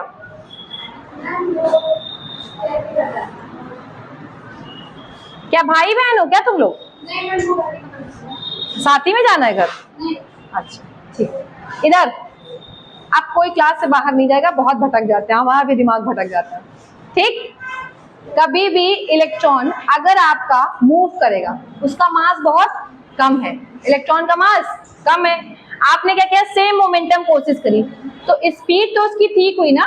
स्पीड की वजह से वो इतना तेज भागेगा कि जितनी देर में आप सोचोगे उसकी पोजीशन, वो अपनी पोजीशन क्या कर चुका होगा? चेंज कर चुका होगा। यही सेम काम हम आपके लिए करें, आपका हम आसानी से मेजर कर सकते हैं क्योंकि आप हैवी हैं। आप मूव करेंगे तो भी थोड़ा स्लो स्लो, तो आपकी पोजीशन को डिटेक्ट करना थोड़ा आसान है। आपकी पोजीशन को और मोमेंटम को एक साथ पता करना थोड़ा क्या है? आसान है। लेकिन अगर हम बात करें इलेक्ट्रॉन की, तो इलेक्ट्रॉन इतना तेज भागेगा, आप उसकी एक ही चीज डिसाइड कर सकते हो, या तो मोमेंटम और या तो पोजीशन। भाई तुम सोच रहे हो कि यहाँ बैठा है, तुमने यहाँ पे इलेक्ट्रॉन को देखा, तुम जब तक सोचे नहीं तब तक इलेक्ट्रॉन भाग गया, उसकी मोमेंटम चेंज हुई, तो आप या तो मोमेंटम पता करोगे या तो पोजीशन, दोनों चीज एक साथ कभी पता नहीं कर सकते एक्यूरेटली। तो हाइजेनबर्ग अनसर्टेनिटी प्रिंसिपल यही कहता है कि किसी भी माइक्रोस्कोपिक पार्टिकल का, ठीक है, पोजीशन और मोमेंटम, यानी जो चेंज इन पोजीशन है एंड चेंज इन जो मोमेंटम है, उसको एक साथ कभी भी एक्यूरेटली पता नहीं कर सकते, हम डिसाइड नहीं कर सकते। अगर हमको डिसाइड करना है तो हम किसी एक को ही डिसाइड कर सकते हैं, एक टाइम पे किसको? एक ही चीज को डिसाइड कर सकते हैं। क्लियर? स्टेटमेंट लिखिए, अकॉर्डिंग टू दिस प्रिंसिपल, चलिए लिखिए, for According to this principle, for any microscopic particle, ये शब्द को हाईलाइट करिए, पार्टिकल कैसा होना चाहिए, microscopic particle, it is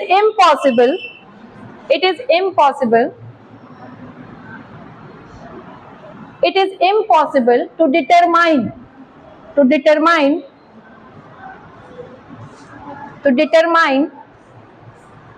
simultaneously, इसका मतलब होता है साथ साथ, जिसको नहीं आता ब्रैकेट में लिख लीजिएगा, साइमल्टेनियसली ब्रैकेट में लिख लीजिए, साथ साथ, simultaneously exact the change in momentum and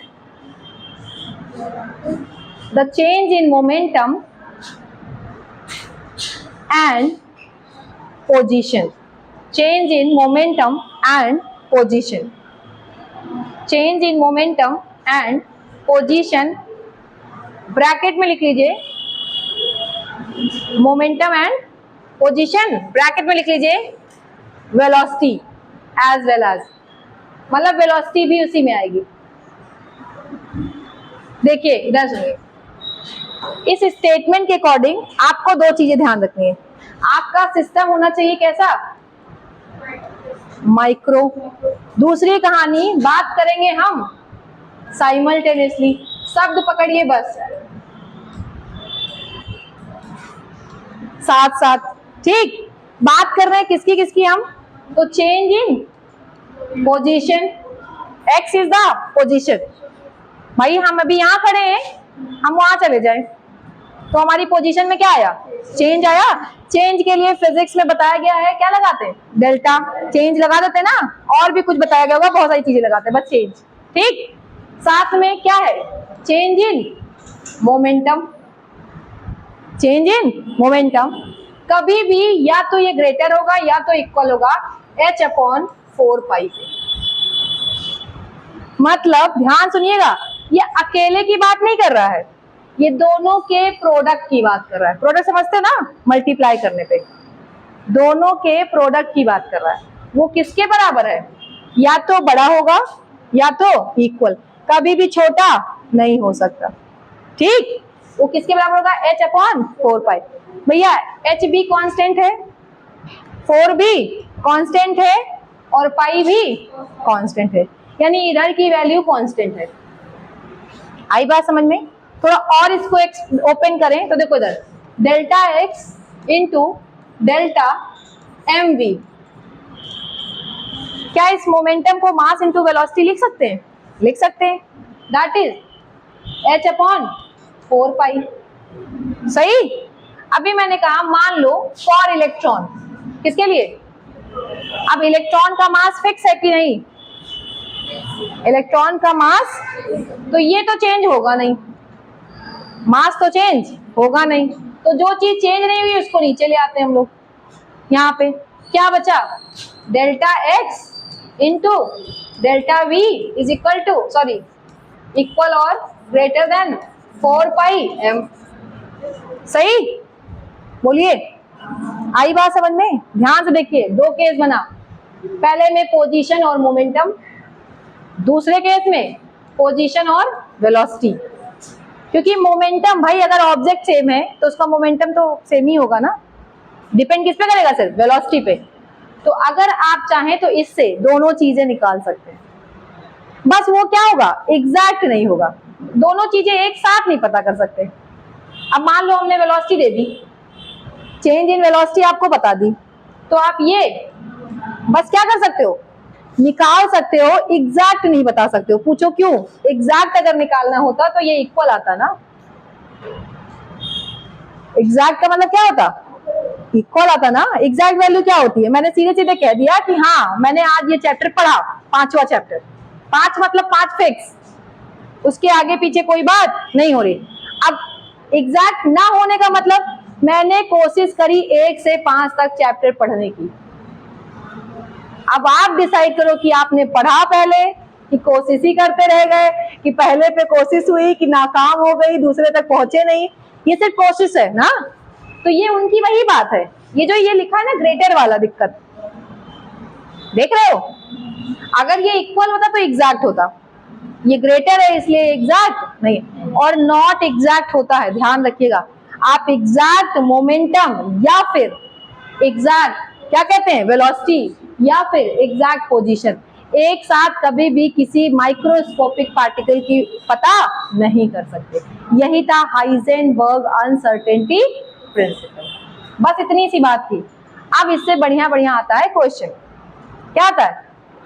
कुछ नहीं करना है, ऐसे दे देगा the uncertainty in velocity is 10 की पावर -5। एग्जाम्पल सोचो, uncertainty in velocity is 10 की पावर -5 मीटर पर second, then what is the uncertainty in position? तो ऐसे क्वेश्चन पूछेगा तो आप मैथ्स लगाइए, सीधे आंसर आ जाएगा। ठीक, एक काम और करिए, आप शायद चेक कर लीजिए फॉर इलेक्ट्रॉन, अगर आप इलेक्ट्रॉन के लिए चेक करेंगे तो इसकी वैल्यू एनसीईआरटी में दी है -28 शायद, एक बार मैं चेक कर ले रही हूँ। ये पूरी वैल्यू सॉल्व है, अब तो और आसान हो गया ना निकालना। जैसे अगर हम एग्जाम में बैठे हैं, एक बार मैं एग्जैक्ट डाटा देख लेती हूँ एग्जैक्ट सॉल्व है कि नहीं। हाँ सही है, इधर देखो, इस पूरे की बात अगर हम करें तो delta x into delta v की वैल्यू कितनी आ गई? ये छोड़ दो, यूनिट छोड़ दो अभी, क्योंकि यूनिट की कहानी अलग होती है। ठीक, ये वैल्यू आपकी मिल गई। तो दो चीजें हैं, अगर आपको स्टेटमेंट देखना है तो ये भी स्टेटमेंट है, अगर आपको इक्वेशन देखना है तो ये भी इक्वेशन है, लेकिन अगर आपको दिमाग से लगाना है न्यूमेरिकल, क्या लगाना है, तो this is the best option, I think so, क्योंकि वो सॉल्व वैल्यू है। आप एग्जामिनेशन में बैठ करके ये भी सॉल्व करिए, ये भी सॉल्व करिए, आपको टाइम लगेगा ना, और वहां पे टाइम की क्या होती है, कमी। लिखिए एक क्वेश्चन फटाक से, एक कर लीजिए क्वेश्चन, लिखिए।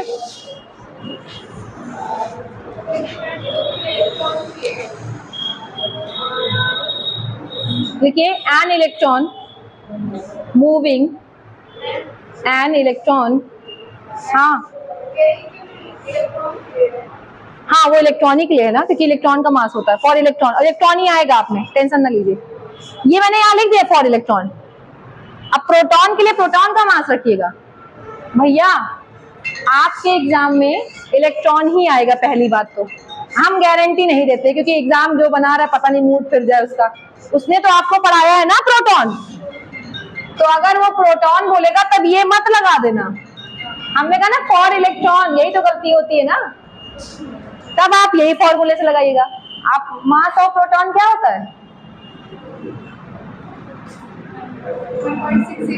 1.67 इंटू 10 की पावर -27 kg।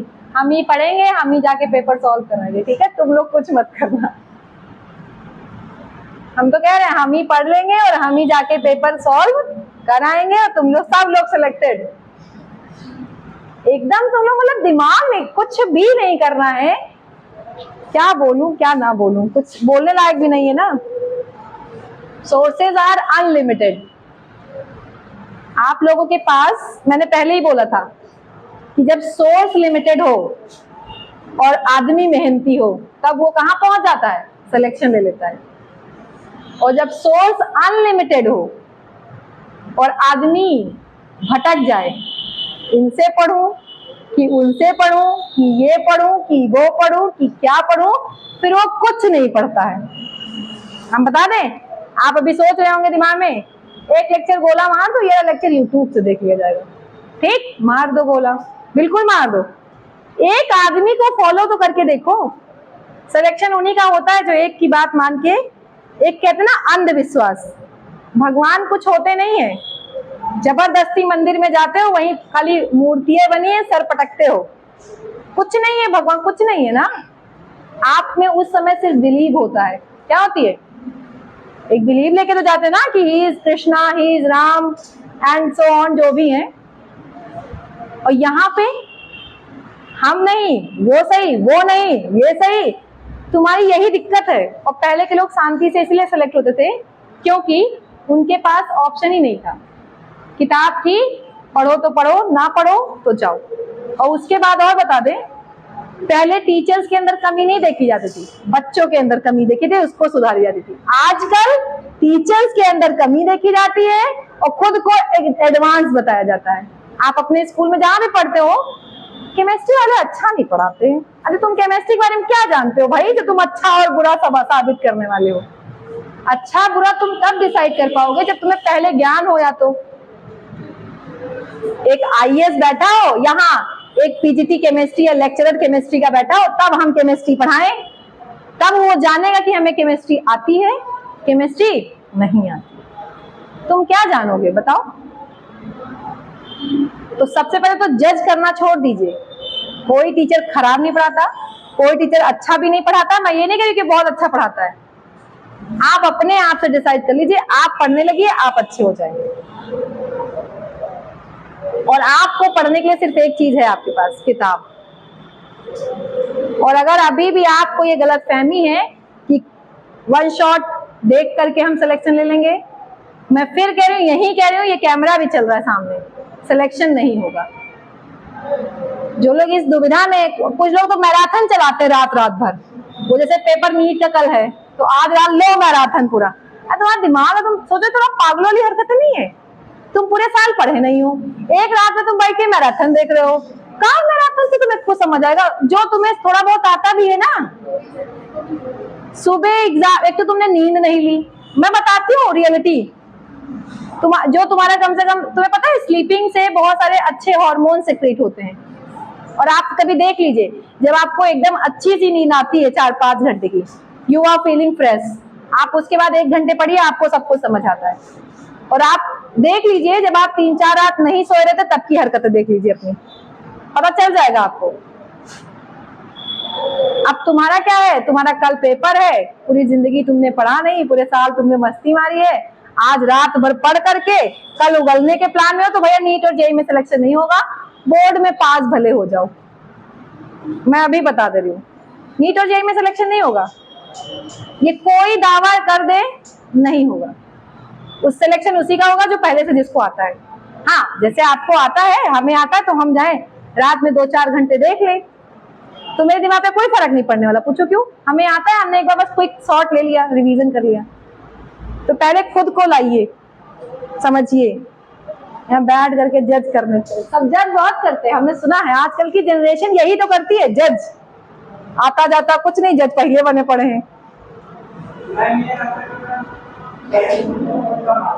क्या कह रहे हो?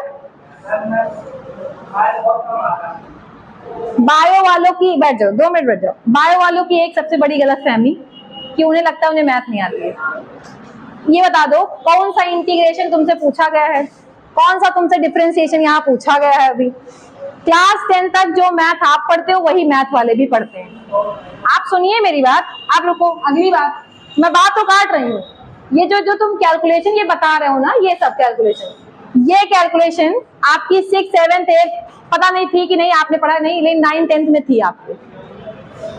तो आपने वो चीज, वो तुम्हें कोई टीचर नहीं सिखा पाएगा, वो आप जानते हो ना सीखोगे।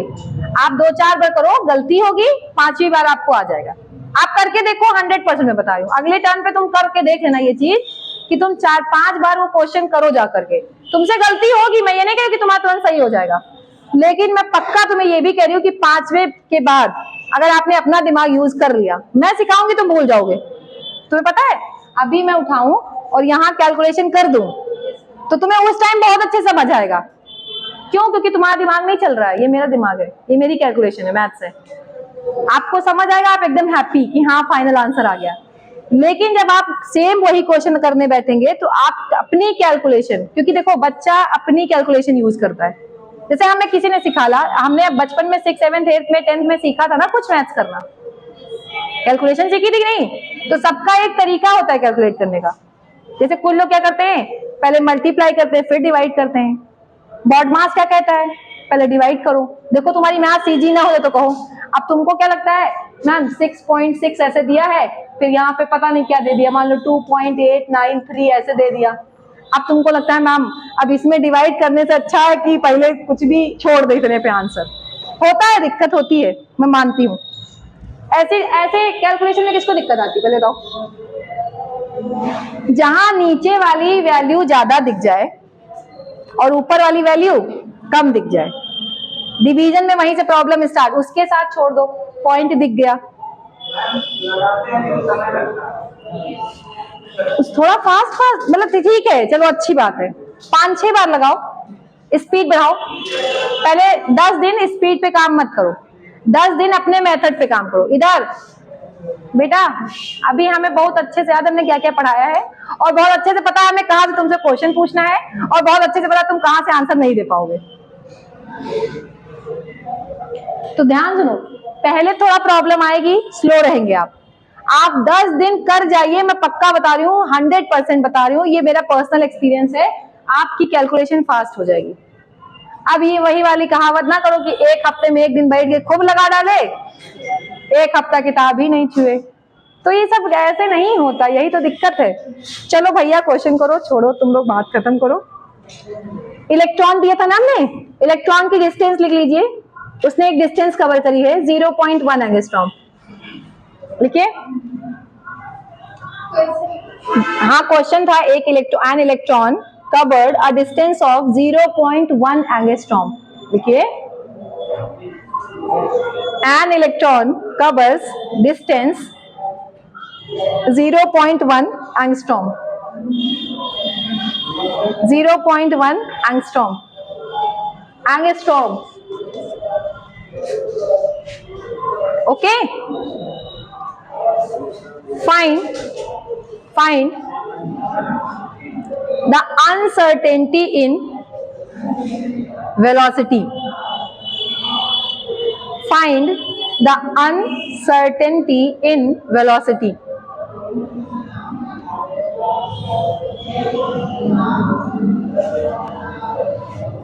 बताइए answer.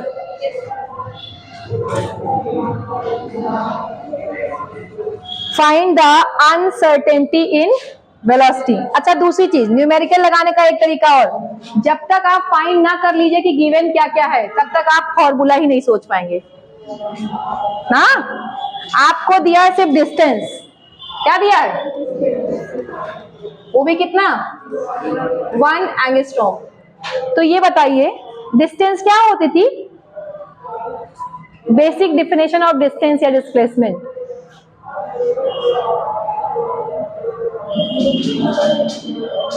Change in position of an object with respect to time.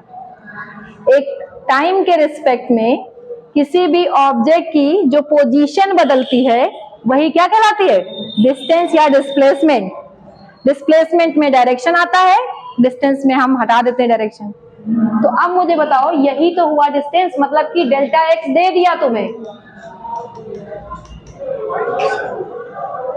अब दिमाग लगा थोड़ा सा कि उसने डिस्टेंस बोला, डिस्टेंस का मतलब उसने क्या दे दिया, चेंज इन पोजीशन ही तो दिया है, और वो हो जाएगा कितना, 1 × 10⁻10 मीटर।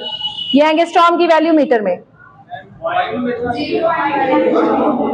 0.1, एक सेकेंड, हाँ 0.1, कोई बात नहीं, तो यहाँ 0.1 लीजिए, तो ये हो जाएगा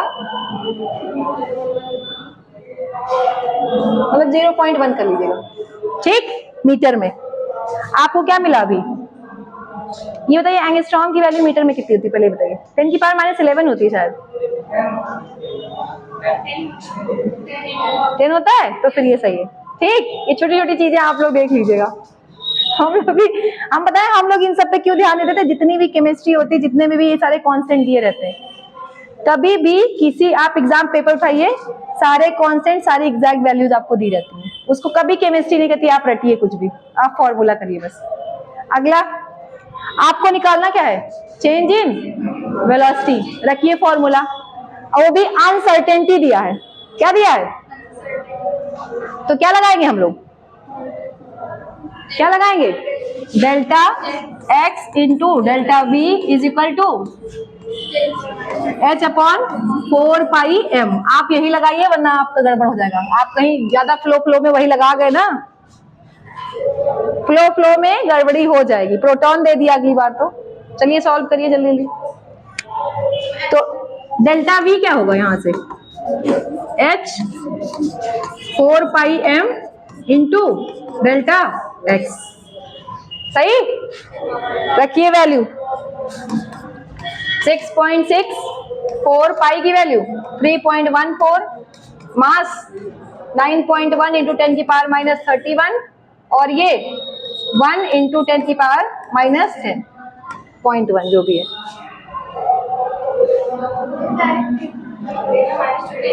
कितना आया? हाँ रख सकते हैं, लेकिन मैंने कहा इससे लगाइए, वो आप शॉर्ट में घर पे पहले 5-6 क्वेश्चन करके देखिएगा तब। अभी आप यही करिए। अब फिर वही सेम दिक्कत, कैलकुलेशन। तो बेटा थोड़ा सा बड़े हो जाइए आप। पहले आपको एक ट्रिक और एक दिमाग दे रही हूँ, इधर सुनिए। 4 ऑप्शन देखिएगा इधर, ए बी सी और डी। आपके पेपर में 4 ऑप्शन होंगे, ठीक। अगर उन 4 ऑप्शन में ऐसे क्वेश्चन कभी भी आते हैं और उनमें काफी डिफरेंस दिखे, काफी डिफरेंस, मान लो जैसे ये 100 दिया है, एग्जाम्पल बता रही हूँ, जरूरी नहीं कि यही आंसर हो। ये 200 दिया है, ये 300 दिया है और ये 400 दिया है। मेरी बात सुन रहे हो? 100 का डिफरेंस लगभग दिख रहा है ना, तो ये एक लार्ज डिफरेंस है। अच्छा मान लो यही ऑप्शन ऐसे होता 100.1, 100.2, 100.3 और 100.4। देख लो। अब आज ये भी मैं बताती हूँ ट्रिक कैसे काम करती है, ठीक। ये 4 इनमें डिफरेंस है। यहाँ पे अगर थोड़ा बहुत गलती होगी तो चल जाएगा। जैसे तुम यहाँ पे अगर एक्यूरेट वैल्यू ना निकालो, है ना, आसपास अप्रॉक्स वैल्यू निकालो, तो तुम्हारा आंसर आ सकता है, ऑप्शन फिट हो सकता है। पूछो कैसे? मान लो हमने इसको अप्रॉक्स में काटा और काटते काटते मान लो 100.50 आ गया। एक एग्जांपल बता रहे हैं। तो अब इस ऑप्शन में 100 के आसपास कौन है? अकेला 100। 100.5 को आप कभी भी 200 नहीं लिख सकते, और छोड़ दो। या फिर आपका आ गया मान लो 121.3, तो भी आप उसको 200 नहीं लिख सकते, तब भी आप उसको 200। मतलब एक बात कंफर्म जाती है कि इस समय आपका आंसर क्या होगा? 100। ये सब ट्रिक सिखाई जाती है कि आप पहले ये देखिए कि ऑप्शन में कैसा गैप है, और जब आपको बेटा ये लगे कि हाँ ऑप्शन में गैप नहीं है, मतलब बहुत डिफरेंस नहीं है, देन इसका मतलब वो आपकी कैलकुलेशन चेक करना चाहता है। क्या चेक करना चाहता है? इस केस के लिए आपको हमेशा एग्जैक्ट कैलकुलेशन करना पड़ेगा। क्या करना पड़ेगा? तो ध्यान सुन लीजिए, अगर 10 से ऊपर डिफरेंस दिखे, 10 से मान लो बस, तो आप कोशिश करिए अप्रॉक्स में काट दीजिए, आपका आंसर आएगा। आप जाके कर लीजिएगा, आज नीट का पेपर उठाइएगा इससे रिलेटेड, और जो आप देख लीजिए अब इसी टॉपिक के क्वेश्चन उठाइएगा नीट के। ऐसा नहीं कि हम पढ़ाएंगे उठा के केमिकल बॉन्डिंग का कर रहे हो, फिर हम नहीं जानते मानते। मेरे कहने का मतलब है कि इस टॉपिक के जैसे क्वेश्चन आए तो आप उठा के करिएगा। अगर आपको ये दिखता है ऐसा, ये दिखे 10 के अंदर रहे, तो आप एग्जैक्ट कैलकुलेशन करिएगा, और अगर ना रहे तो आप क्या कर सकते हैं? अप्रॉक्स। और अप्रॉक्स वाली पता नहीं आपको करनी आती कि नहीं? अप्रॉक्स वैल्यू करनी आती ना कैलकुलेशन? ये बताइए, जैसे अप्रोक्सीमेटली में आपको कैलकुलेशन करना आता कि नहीं? हाँ या ना बोलो सीधे। हाँ, कोई बोला है हाँ? कौन है हाँ? बताइए, आती है? करके दिखाइए अप्रॉक्स में इसका आंसर लाके दिखाइए, कॉपी पे करके दिखाइए, अप्रॉक्स वैल्यू करके दिखाइए। एग्जैक्ट मत करिए। ये देखो मल्टीप्लाई, इतना लंबा मल्टीप्लाई मत करो। अभी क्यों कर रहे हो? इधर सुनो,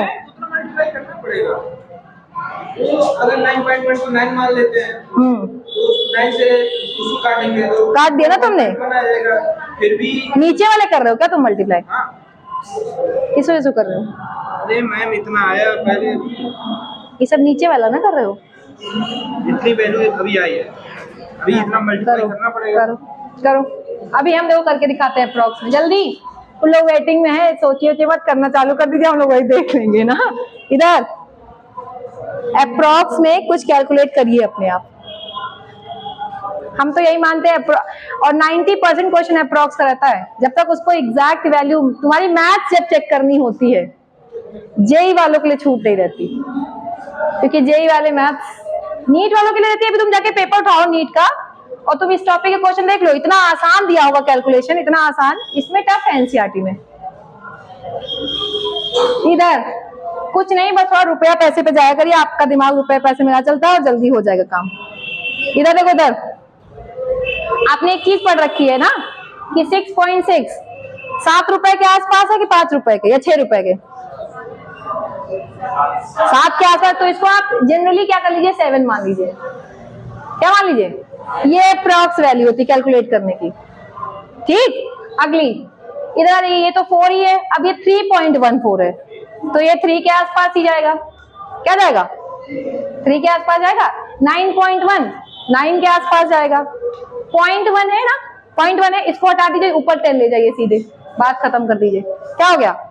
तो थोड़ा सा देखो, अब थोड़ा देखने में अच्छा लग रहा है कि 7 into 10, अभी खाली डिजिट डिजिट लिखते हैं, और नीचे क्या बचा है?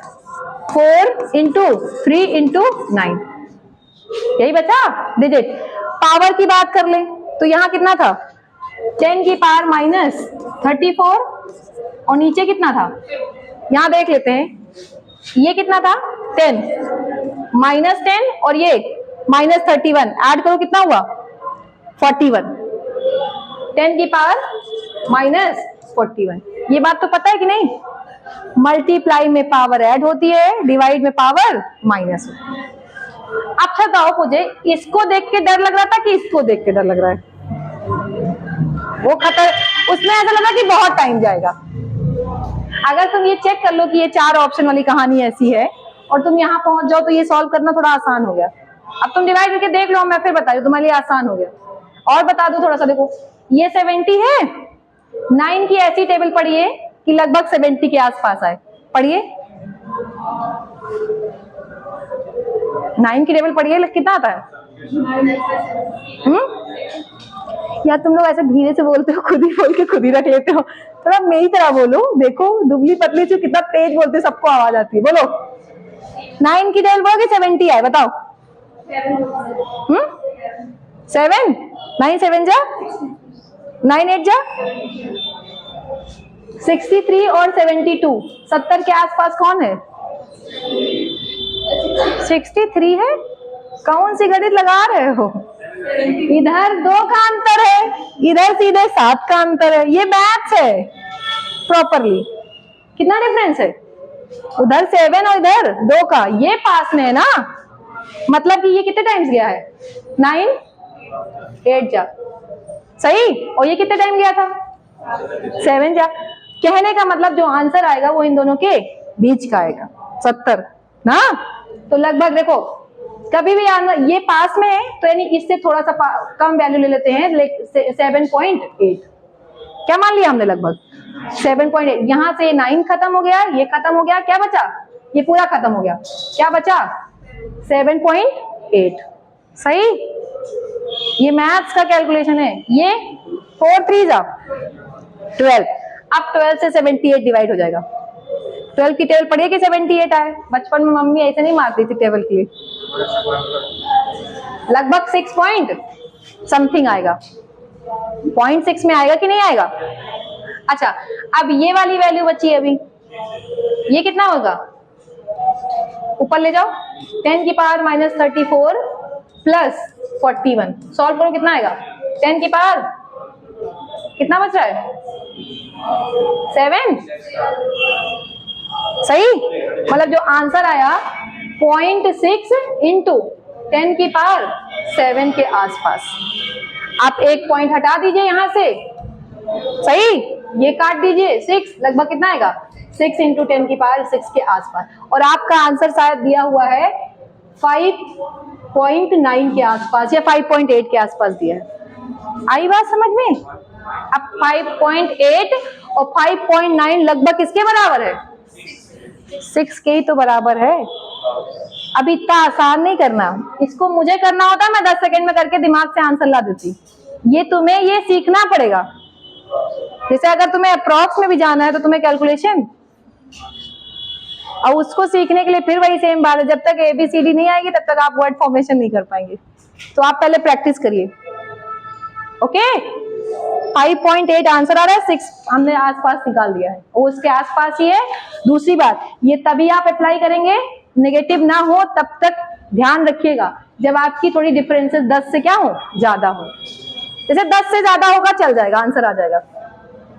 10 से कम हुआ तो भैया हाथ जोड़ के रिक्वेस्ट है, बेईमानी मत करिएगा, आलस मत करिएगा, एग्जैक्ट डिवाइड करिएगा, वही मल्टीप्लाई, वही डिवीजन, वही क्वालिटी, वो करिएगा। और दूसरी चीज, एक चीज और बता देते हैं, हमेशा आप बॉडमास रूल अप्लाई करिए, आपका क्वेश्चन इजीली सॉल्व होगा। पहले मल्टीप्लाई मत करिए, पहले क्या करिए, डिवाइड। हमेशा बॉडमास, पहले क्या करिए, डिवाइड, तब मल्टीप्लाई करिए। जब पूरा कट जाए आपका दिखने में जितना है तब आप मल्टीप्लाई करिए, वरना आप फंस जाएंगे। ठीक, नेक्स्ट हेडिंग डालिए जरा आप लोग। अच्छा हाँ, एक क्वेश्चन और लिख लीजिए, एक पॉइंट लिख लीजिए, बस एक पॉइंट लिखिए। Heisenberg uncertainty principle does not valid for principle does not valid for macroscopic particles,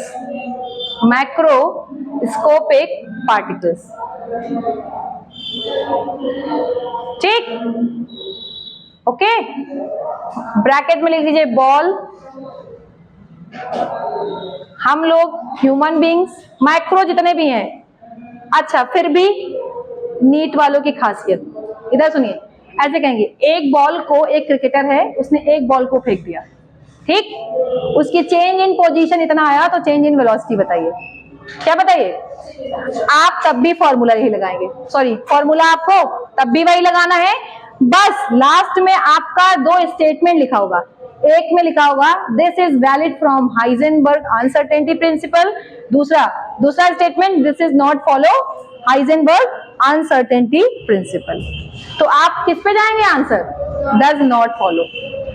आप आंसर लगाएंगे, मैथ्स निकालेंगे आप, क्योंकि मैथ्स से कोई तो लेना देना है नहीं, मार्क्स दिया होगा, सब कुछ दिया होगा, निकालिए आप। बस लास्ट में ध्यान रखिएगा कि इसके लिए ये एप्लीकेबल नहीं है, बस। ठीक, इतनी बात समझ में आई? किसको किसको? सबको। हाँ बेटा, लिख लीजिए एग्जाम्पल 2.15, 2.16, सारे एग्जाम्पल लगा लीजिएगा तो आपका काम हो जाएगा। ठीक, और अब आप चाहें तो आप PYQ लगा सकते हैं इस चैप्टर में। ठीक,